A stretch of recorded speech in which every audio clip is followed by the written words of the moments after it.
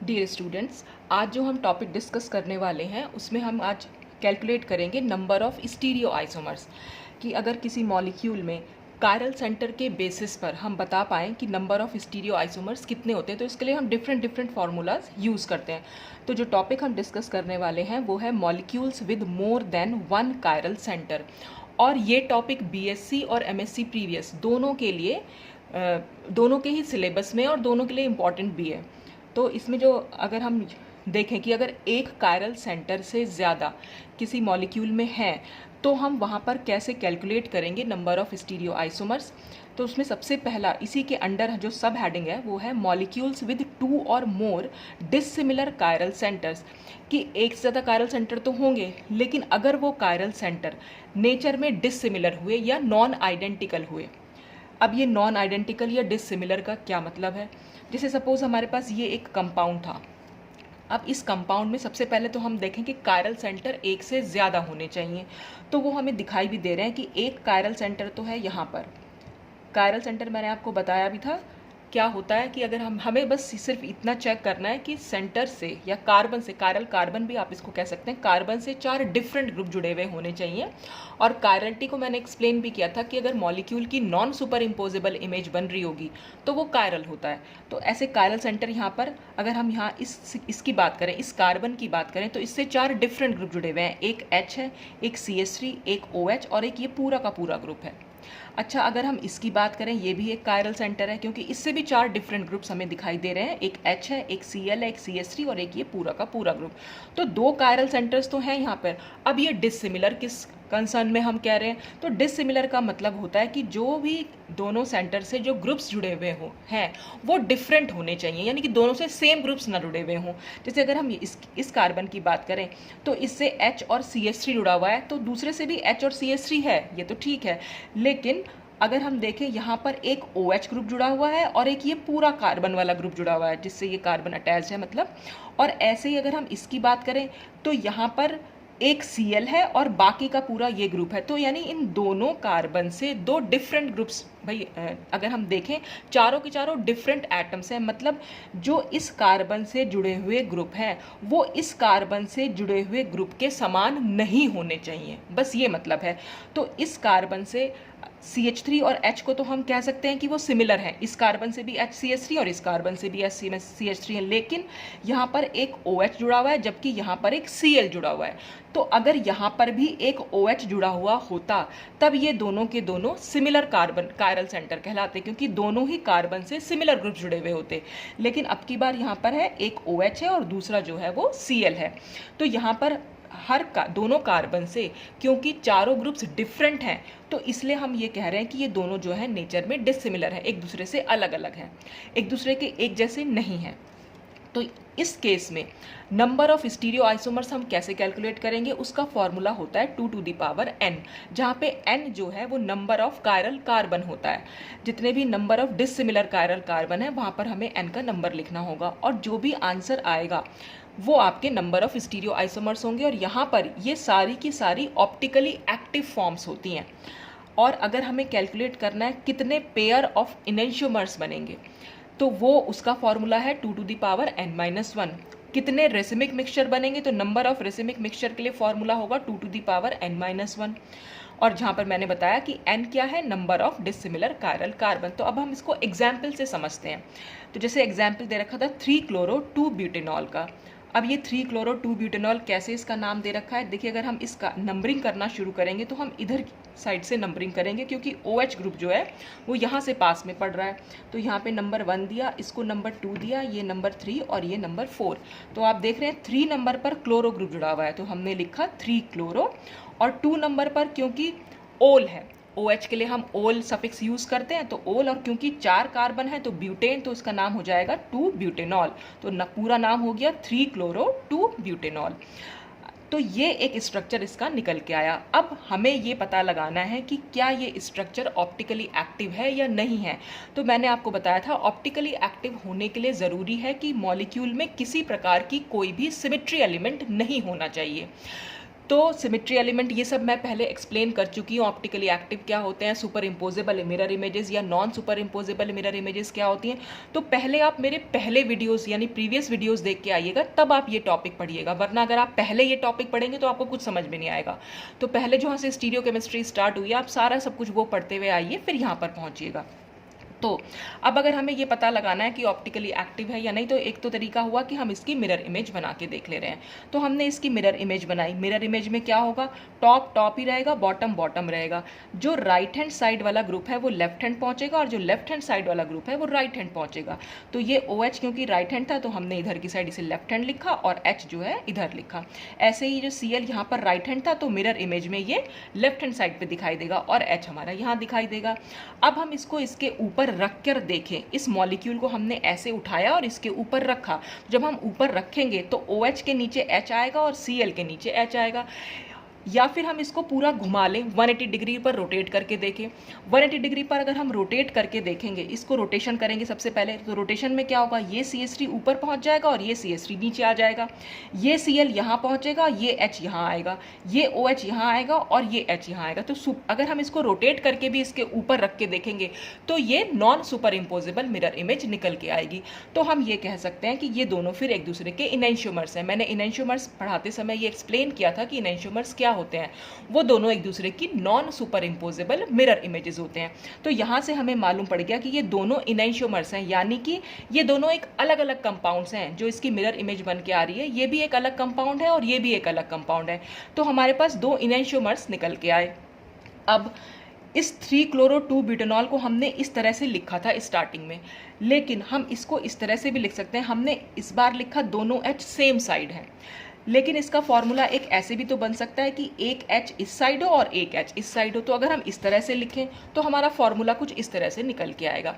फिर से हम चेक करेंगे कि क्या ये एक मिरर इमेज इसकी देखते हैं। तो हम इसकी मिरर इमेज देखेंगे। मिरर इमेज देखी, फिर यही OH क्योंकि राइट हैंड साइड पर है तो लेफ्ट हैंड पर जाएगा, ये लेफ्ट हैंड पर है तो ये राइट हैंड पर जाएगा। और फिर से हम इसको इसके ऊपर रख के देखेंगे। तो जब हम इसको इसके ऊपर रख के देखेंगे तो OH के नीचे H आएगा और H के नीचे Cl आएगा। और इसको आप रोटेट करके भी देख सकते हैं। तो रोटेट करके भी देखेंगे तो भी ये दोनों एक दूसरे के लिए non superimposable mirror images ही रहेंगी। तो इसका मतलब ये दोनों भी डिफरेंट कंपाउंड्स हैं, यानी कि ये दोनों भी non superimposable mirror images हैं। तो इसलिए ये भी दोनों के दोनों इनैंशियोमर्स हैं। तो ये दो इनैंशियोमर्स निकल के आए और ये दो इनैंशियोमर्स निकल के आए। तो इसका मतलब हमारे पास total number of stereoisomers अगर हम इस केस में निकालें तो बाय द फॉर्मूला अगर हम निकालें तो निकलेगा हमारा number of stereoisomers is equal to 2 to the power n। और n का नंबर यहाँ पर 2 है क्योंकि हमारे पास दो कायरल डिसिमिलर कार्बन्स हैं। और जब हम इस फॉर्मूले को रखा तो हमारे पास नंबर ऑफ स्टीरियो आइसोमर्स निकल के आए 4। और वो हमने यहाँ बना के भी देखे कि 4 ही आ रहे हैं। देखिए कैसे, एक तो आ गया ये, दूसरा आया ये, तीसरा ये और चौथा ये। क्योंकि ये चारों ही अलग अलग कंपाउंड्स हैं तो इसलिए ये चारों के चारों हमारे पास total number of stereoisomers निकल के आए 4। अब हम कैलकुलेट करेंगे number of pairs of enantiomers की इनैंशियोमर्स के कितने पेयर्स हैं। तो हमने फॉर्मूला था 2 to the power n-1। 2 to the power n-1 में जब हमने वैल्यूज़ रखी, n की जगह 2 रखा, तो इस तरह से जब हमने सॉल्व किया तो हमारे पास दो पेयर निकल के आए इनैंशियोमर्स के। तो दो पेयर भी निकल रहे हैं। ये पूरा एक पेयर है। पेयर का मतलब क्या होता है, उसके अंदर दो कंपाउंड्स होने चाहिए। तो ये एक पेयर निकल के आया इनैंशियोमर्स का और ये भी एक पेयर निकल के आया इनैंशियोमर्स का। तो इसका मतलब दो पेयर निकल के आए इनैंशियोमर्स के, तो जो हमारे फॉर्मूला से बैठ भी रहे हैं।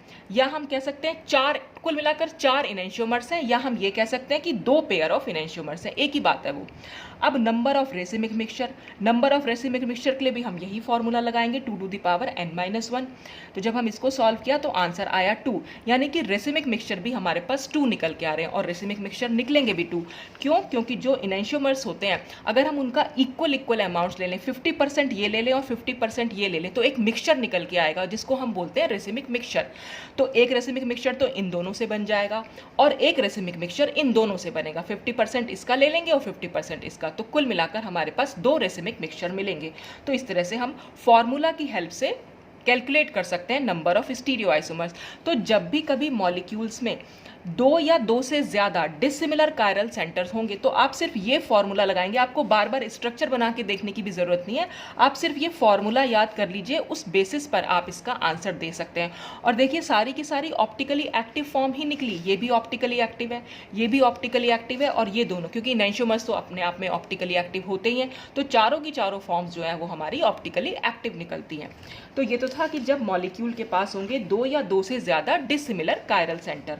अब नेक्स्ट एग्जाम्पल है कि मॉलिक्यूल्स विद टू और मोर सिमिलर कायरल कार्बन। अभी तो हमने देखे कि डिसिमिलर हों, जब नॉन आइडेंटिकल हों, जब एक जैसे ना हों, लेकिन अब हम उन मॉलिक्यूल्स की बात करेंगे जहां पर कायरल कार्बन्स जो हैं वो एक जैसे हों, यानी कि उनसे जुड़े हुए ग्रुप्स सिमिलर हों।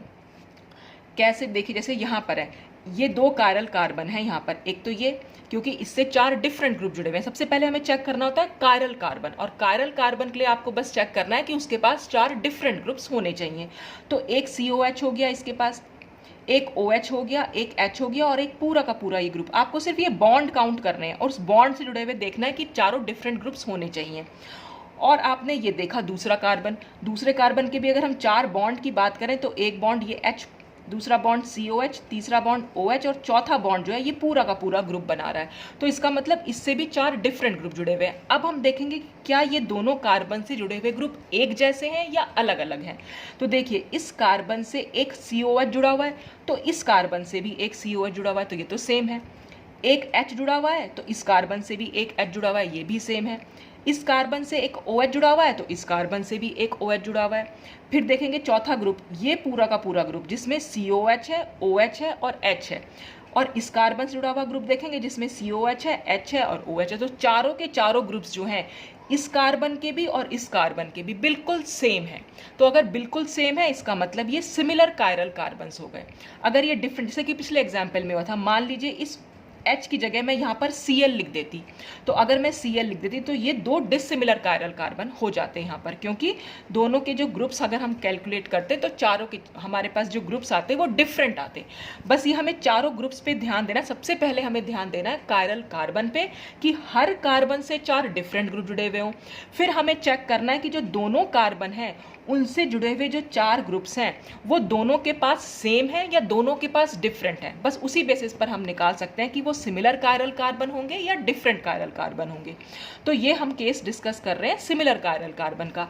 अब सिमिलर कायरल कार्बन में भी हमारे पास दो केसेस निकल के आते हैं, एक जिनके पास even number of similar chiral carbon हो या जिनके पास odd number of chiral carbon हो। तो सबसे पहले हम बात करेंगे इवन नंबर। इवन नंबर का मतलब सम संख्या जो होती है। तो molecules with even number of two और मोर सिमिलर कायरल सेंटर्स या कायरल कार्बन्स। तो यहाँ पर अगर हमें number of stereoisomers count करने हैं तो उसके लिए फॉर्मूला लगेगा ये 2 to the power n-1 plus 2 to the power n-2 divided by 2, और इसका जो टोटल सम आएगा वो नंबर ऑफ स्टीरियो आइसोमर्स होंगे, जिसमें से 2 to the power n-1 तो होंगी हमारे पास ऑप्टिकली एक्टिव फॉर्म्स, और 2 to the power n-2 divided by 2 होंगी हमारे पास मीजोफॉर्म्स। इसमें सारी ऑप्टिकली एक्टिव नहीं निकलेंगे, इसमें कोई ना कोई मीजोफॉर्म जरूर निकल के आएगी, और डिजिट हमें यहाँ से मालूम पड़ जाएगी कितनी मीजोफॉर्म निकलेंगी और कितनी ऑप्टिकली एक्टिव फॉर्म्स निकलेंगी। अब आते हैं नंबर ऑफ पेयर्स ऑफ इनैंशियोमर्स पे। अगर इस केस में हमें इनैंशियोमर्स के पेयर निकालने हैं तो उसका फॉर्मूला लगेगा 2 to the power n-2। तो यहाँ पर जो हमने एग्जाम्पल लिया है वो है टार्ट्रिक एसिड का। तो टार्ट्रिक एसिड की अगर हम बात करें तो उसका फॉर्मूला हम कुछ इस तरह से लिख सकते हैं, ये हो गया हमारा पूरा टार्ट्रिक एसिड। अब इस टार्ट्रिक एसिड के फॉर्मूले में आप अगर देखें तो ये दोनों H जो हैं वो ऑपोजिट साइड हैं, ठीक है। और एक फॉर्म हम ऐसी भी बना सकते हैं जिसमें दोनों H जो हैं वो सिमिलर साइड हों, ठीक है। तो पहले हम ऑपोजिट साइड वाले की बात करेंगे। तो ऑपोजिट साइड वाले की बात की हमने, उसके लिए हम क्या करेंगे, ये चेक करने के लिए कि ये ऑप्टिकली एक्टिव है या नहीं है, तो या तो आप सिमिट्री एलिमेंट देख सकते हैं या आप उसकी मिरर इमेज बना के देखिए कि वो नॉन सुपर इम्पोजिबल होनी चाहिए। तो हम यहाँ मिरर इमेज बनाकर देख ले रहे हैं।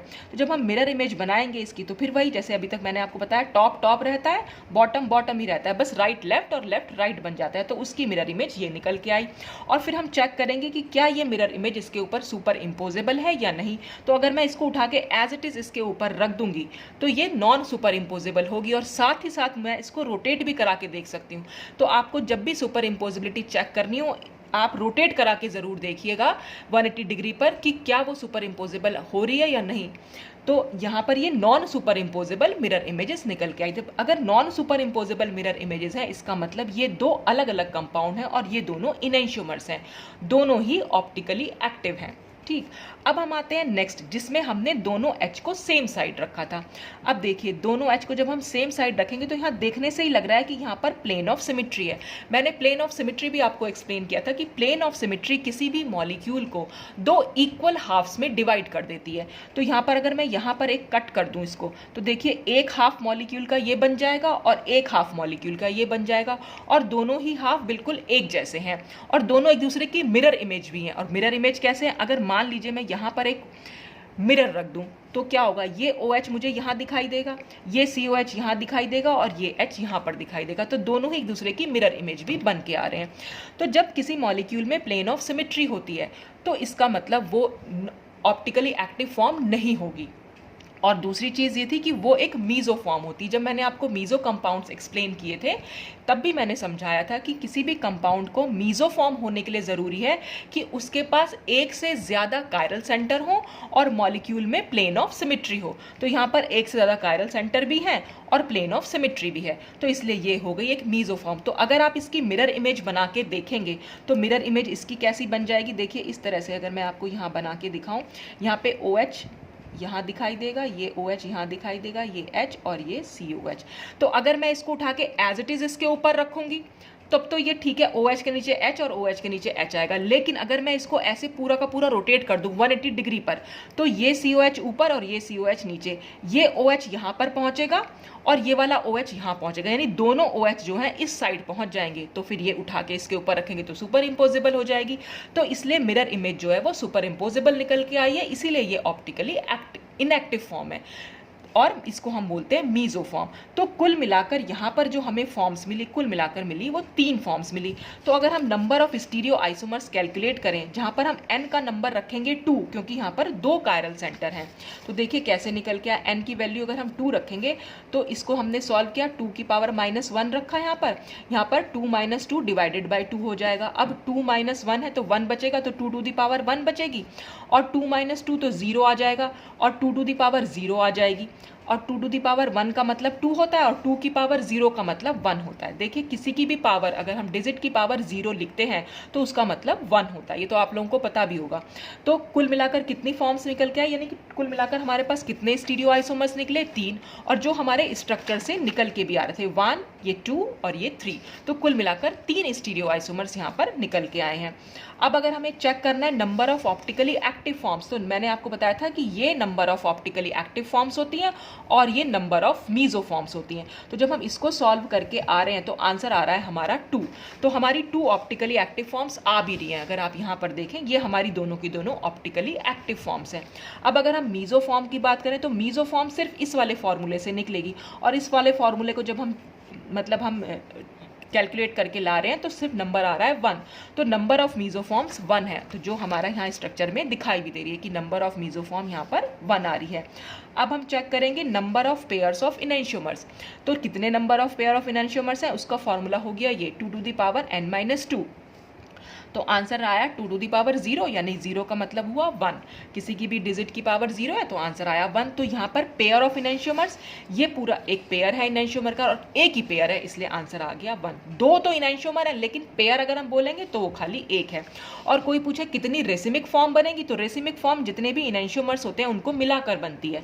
तो एक 50% इसका लेंगे, 50% इसका लेंगे, तो एक रेसिमिक मिक्सचर यहाँ पर हमको मिल जाएगा। तो इस तरह से हम number of stereo isomers calculate कर सकते हैं। जब even number of similar chiral carbons होते हैं तो आपको सिर्फ ये फॉर्मूला याद रखना है, आपको हर बार स्ट्रक्चर बनाने की जरूरत नहीं है। अच्छा, अब हम बात करेंगे कि molecules with odd number of similar chiral centres. अगर हमारे पास ऑड नंबर ऑफ सिमिलर कायरन हो, 3 नंबर हो, 5 नंबर हो, 7 नंबर हो, तो जब ऑड नंबर होगा, विषम संख्या जब होगी, तब हम कैसे कैलकुलेट करेंगे। तो नंबर ऑफ स्टीरियो आइसोमर्स यहाँ पर निकल के आएंगे 2 टू द पावर n-1 और नंबर ऑफ मीज़ोफॉर्म्स यहाँ निकल के आएंगी 2 to the power n-1 divided by 2।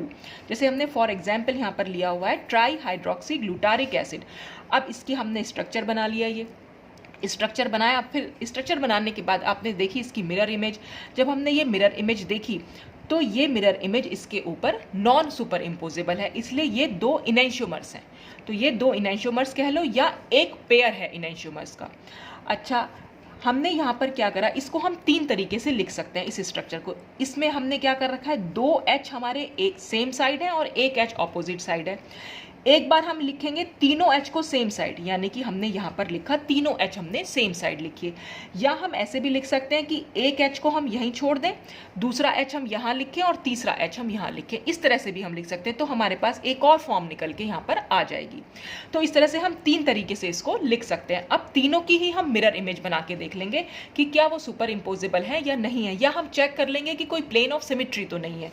तो इसकी तो हमने देख लिया, इसकी तो mirror image non superimposable ही निकल के आएगी। चाहे तो आप इसको चेक करके भी देख सकते हैं, इसको पूरा 180 पर रोटेट करके देखिएगा, ये दोनों OH ऊपर पहुंच जाएंगे और एक H नीचे आ जाएगा। यहाँ पे दोनों OH नीचे हैं, तो इसलिए ये भी non superimposable mirror image निकलेगी। अब अगर हम आए इस वाले जो हमने ये स्ट्रक्चर बनाया जिसमें हमने तीनों एच को सेम साइड बनाया, तो आप यहाँ पर अगर देखें तो यहाँ पर अगर हम एक कट लगा दें, यानी ये जो है हमारा प्लेन ऑफ सिमेट्री है। कैसे प्लेन ऑफ सिमेट्री है कि अगर हम यहाँ पर एक कट कर दें मॉलिक्यूल को, तो देखिए ये OH को अगर हम सर्कल मान लें, इस H को भी सर्कल मान लें, तो सर्कल तो दो पार्ट्स में डिवाइड, इक्वल हाफ्स में डिवाइड हो जाएगा। तो ये तो कट जाएंगे मॉलिक्यूल्स, और ऊपर भी OH है, नीचे भी OH है, यहाँ पर COH है, यहाँ भी COH है, ये भी H है और ये भी H है। तो जब हम यहाँ से वो प्लेन ऑफ सिमेट्री जा रही है और ये प्लेन ऑफ सिमेट्री इस मॉलिक्यूल को दो इक्वल हाफ्स में डिवाइड कर रही है, और यहाँ से अगर हम मिरर रख रहे हैं तो दोनों ही हाफ्स एक दूसरे की मिरर इमेज भी बन के आ रहे हैं। तो इसका मतलब इस कंपाउंड में प्लेन ऑफ सिमेट्री है। तो जब ये प्लेन ऑफ सिमेट्री हुई तो यहाँ पर ये ऑप्टिकली इनएक्टिव फॉर्म निकलेगी और ये निकलेगी एक मीजो फॉर्म।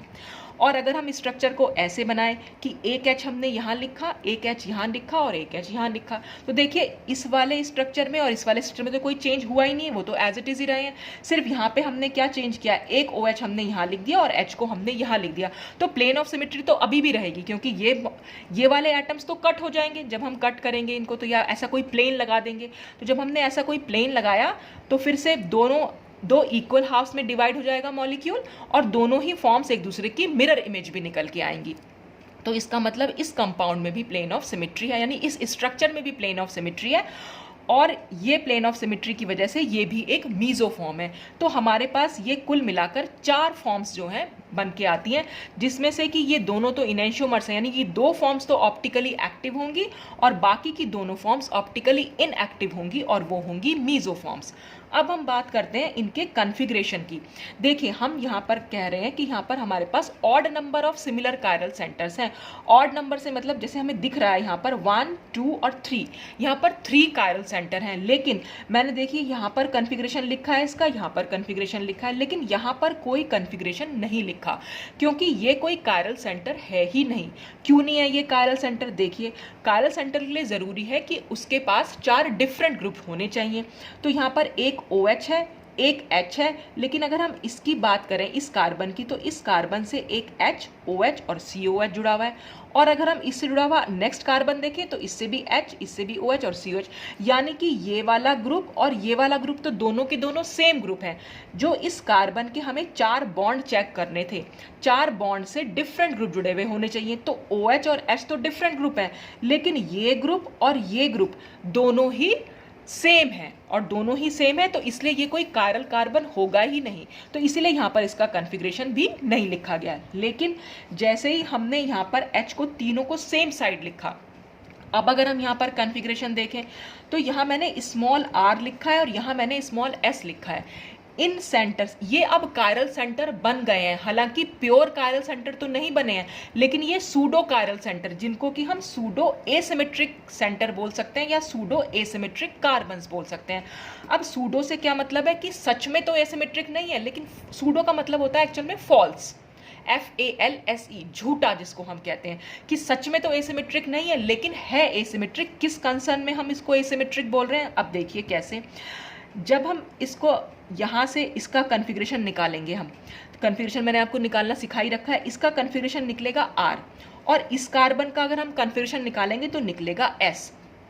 और मैंने आपको जब RS नॉमेनक्लेचर समझाया था तब मैंने आपको बताया था कि अगर ऐसा कभी हो जाए कि किसी भी सेंटर से आपको 4 डिफरेंट ग्रुप दिखाई दे रहे हैं, मतलब यहाँ पर क्या हो रहा है, 2 तो डिफरेंट ग्रुप हैं लेकिन 2 सिमिलर ग्रुप्स हैं, लेकिन उन दोनों सिमिलर ग्रुप्स का अगर कन्फिग्रेशन अलग अलग है, जैसे यहाँ पर R है और यहाँ पर S है, तो हम क्या करेंगे, तब हम इसकी नंबरिंग कर सकते हैं, तब हम इसको R या S बोल सकते हैं। कैसे बोलेंगे देखिए, अब हम OH को, अगर मैं इस कायरल कार्बन का कन्फिग्रेशन निकालना चाहूँ तो हम नंबरिंग करेंगे सबसे पहले। तो इसको तो हम OH को, क्योंकि ऑक्सीजन है तो नंबर 1 देंगे, और हाइड्रोजन को तो हम हमेशा नंबर 4 देते ही हैं। अब 2 किसको दें, इस वाले कार्बन को दें या इस वाले कार्बन को दें? तो मैंने आपको बताया था हमेशा प्रायोरिटी मिलती है R को S के ऊपर, यानी कि अगर एक तरफ R है एक तरफ S है तो आप R को कम नंबर देंगे, यानी कि प्रायोरिटी देंगे। तो इसको हम नंबर देंगे 2 और इसको नंबर देंगे 3। और फिर आप देख लीजिए 1 2 3 हम मूव कर रहे हैं, एंटी क्लॉकवाइज डायरेक्शन में मूव कर रहे हैं। एंटी क्लॉकवाइज से हमेशा S निकल के आता है, लेकिन क्योंकि H हमारा हॉरिजॉन्टल लाइन पर है, वो होना चाहिए वर्टिकल लाइन पर, क्योंकि H हॉरिजॉन्टल लाइन पर है इसलिए S से चेंज होके हो जाएगा ये R। ये सब मैंने RS नॉमेनक्लेचर में एक्सप्लेन किया हुआ है, पहले आप वहां जाकर वो वीडियो देखिएगा, फिर आप यहाँ पर समझिएगा। तो इसका कन्फिग्रेशन निकल के आएगा R, और ठीक इसी तरह से अगर हम इसका निकालेंगे तो निकल के आएगा S। तो अब हमने, अच्छा हम तो, हाँ ये R और S तो निकल के आ गया था, हम तो सिर्फ इसको नंबरिंग दे रहे थे। तो जब हमने 1 2 3 किया तो S से हो गया R। अब हम कैपिटल R ना लिखकर इसको स्मॉल r लिख रहे हैं, क्योंकि सही मायने में जो कायरल सेंटर होता है उससे 4 डिफरेंट ग्रुप जुड़े हुए होने चाहिए, लेकिन यहाँ पर 2 सिमिलर ग्रुप्स हैं पर उनके कन्फिग्रेशन चेंज है, इसलिए हम इसको R या S बोल रहे हैं। तो ये एक सच वाला एसिमेट्रिक सेंटर नहीं है, लेकिन ये सूडो एसिमेट्रिक सेंटर है, और सूडो एसिमेट्रिक सेंटर को हम स्मॉल r या स्मॉल s से शो करते हैं। तो जो हमारा R निकल के आया था यहाँ पर, इसलिए हम इसको स्मॉल r लिख दे रहे हैं। अब ऐसे ही हम यहाँ पर भी चेक कर सकते हैं, यहाँ पर भी हम वही करेंगे। अब की बार हम नंबर 1 इसको देंगे और ये नंबर 4 हो जाएगा, क्योंकि हम R को कम नंबर देते हैं यानी कि प्रायोरिटी देते हैं, तो इसको हम नंबर 2 देंगे और इस कार्बन को नंबर 3। तो अब जब हम मूव करेंगे 1 2 3 तो हम क्लॉकवाइज डायरेक्शन में मूव कर रहे हैं। क्लॉकवाइज के लिए हम लिखते हैं कैपिटल R, लेकिन H हमारा क्योंकि हॉरिजॉन्टल लाइन पर है तो इसलिए R से चेंज हो जाएगा S, और क्योंकि ये सूडो एसिमेट्रिक सेंटर है इसलिए हम इसको स्मॉल s से दिखा रहे हैं। तो ये सही मायने में एसिमेट्रिक सेंटर नहीं है, लेकिन सिर्फ इस मामले में हम एसिमेट्रिक सेंटर कह रहे हैं क्योंकि जो 2 ग्रुप्स सिमिलर जुड़े हुए हैं उनका कन्फिग्रेशन यहाँ पर चेंज है। हमने यहाँ पर इनको कोई नंबर नहीं दिया था, या हमने यहाँ पर R या S नहीं बोला, क्यों? क्योंकि इससे जुड़े हुए जो दोनों ग्रुप्स हैं उनका कन्फिग्रेशन भी सेम है, ये भी S है और ये भी S है, तो हम किसको नंबरिंग देंगे? किसी को भी नहीं दे सकते। इसलिए ये कोई कायरल कार्बन नहीं है, ना तो ये वाला है ना ये वाला है। लेकिन हाँ, ये वाले कायरल सेंटर हैं, वो भी सिर्फ इस मामले में क्योंकि दोनों कार्बन एटम्स का कन्फिग्रेशन चेंज है। तो जब भी कभी ऐसा होगा, जब भी हमारे पास odd number of similar chiral centres होते हैं, हमेशा उसमें एक सूडो एसिमेट्रिक सेंटर आपको मिलेगा, और जितने टोटल नंबर ऑफ कार्बन्स होंगे उसमें से अगर हम 1 माइनस कर देंगे उतने हमारे पास कायरल सेंटर निकल के आएंगे। ये बात मैंने आगे लिख भी दी है कि इन molecules with odd number of similar chiral centres n, there is always one pseudo asymmetric atom and n-1 chiral centers। तो n-1 यानी कि 3-1 कर देंगे हम इसको। तो इसका मतलब यहाँ पर कुल मिलाकर जो 2 तो कायरल सेंटर हुए और एक सूडो कायरल सेंटर या सूडो एसिमेट्रिक सेंटर हुआ। और अगर हम इसके फॉर्मूला की बात करें कि नंबर ऑफ स्टीरियो आइसोमर्स, तो हमने ये लगाया फॉर्मूला, क्योंकि n की वैल्यू यहाँ पर 3 थी तो 3-1 करके कुल मिलाकर हमारे पास 4 स्टीरियो आइसोमर्स आने चाहिए। तो 4 स्टीरियो आइसोमर्स आ ही रहे हैं, ये 1 ये 2 ये 3 ये 4। ये दोनों कंपाउंड्स डिफरेंट हैं क्योंकि दोनों ही नॉन सुपर इम्पोजेबल हैं, दोनों इनएंशियोमर्स हैं, और इन दोनों को अगर हम मिला देंगे 50-50% ले लेंगे तो एक रेसिमिक मिक्सचर बन जाएगा, और ये दोनों हमारी मीजोफॉर्म्स बनेंगी। तो 4 हमारे पास स्टीरियो आइसोमर्स बने, जिसमें से 2 ऑप्टिकली एक्टिव होंगी और दोनों ऑप्टिकली इनएक्टिव होंगी। तो नंबर ऑफ मीजोफॉर्म्स अगर हम काउंट करेंगे तो उसका फॉर्मूला ये लगा, और नंबर ऑफ मीजोफॉर्म्स आई हमारे पास ये सब कुछ सॉल्व करने के बाद 2। तो वो नंबर ऑफ मीजोफॉर्म्स हमें यहाँ पर दिखाई भी दे रही है कि 2 ही फॉर्म्स हैं। तो आपको सिर्फ इतना ध्यान रखना है कि ये जो फॉर्मूला सबके उसमें दिए हुए हैं, odd number similar chiral centre हो, even number similar chiral centre हो, या फिर डिससिमिलर कायरल सेंटर हो, बस आपको फॉर्मूला अगर याद होगा तो आप किसी भी कंपाउंड का उसमें आप number of stereoisomers, number of mesoforms, number of enantiomers, racemic mixture, ये सब कुछ आप वहाँ पर कैलकुलेट कर सकते हैं। तो ये पूरा टॉपिक था नंबर ऑफ स्टीरियो आइसोमर्स के बारे में कि जब किसी भी मॉलिक्यूल में more than one chiral centre हो, और वो कायरल सेंटर सिमिलर कब भी हो सकते हैं और डिसिमिलर भी हो सकते हैं। अगर वो सिमिलर होंगे तो उसमें ऑड नंबर या इवन नंबर में डिवाइड किया गया है, फिर उसके बेसिस पर फॉर्मूलाज हैं। तो बस इन्हीं फॉर्मूलाज के बेसिस पर आप बता सकते हैं कि कितने आपको स्टीरियो आइसोमर्स मिलेंगे, कितने इनैंशियोमर्स मिलेंगे, कितनी मीजोफॉर्म्स मिलेंगी, कितनी ऑप्टिकली एक्टिव होंगी, कितनी ऑप्टिकली इनएक्टिव होंगी। तो आज के लिए तो बस इतना ही, बाकी की बात करेंगे हम नेक्स्ट वीडियो में। Thanks for watching.